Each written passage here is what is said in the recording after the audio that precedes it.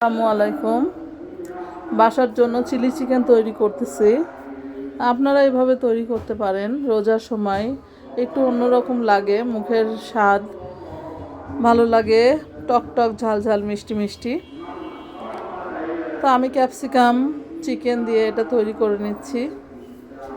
খুবই সহজ, ম্যাক্সিমাম মানুষই এটা পারেন মনে হয়। তো আমি হালকাভাবে করে নিচ্ছি এটা। আজকে আমরা এটা বাসায় পরোটা দিয়ে খাবো। আমার বাচ্চারা খুব পছন্দ করে, আমার মনে হয় প্রতিটা বাচ্চাই পছন্দ করে। তো এভাবে আপনারা ঘরোয়া চিলি চিকেন তৈরি করতে পারেন। খুবই অল্প সময় লাগে করতে।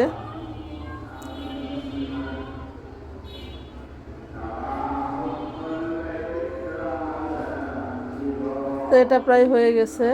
কেমন লাগলো অবশ্যই জানাবেন। আল্লাহ হাফেজ।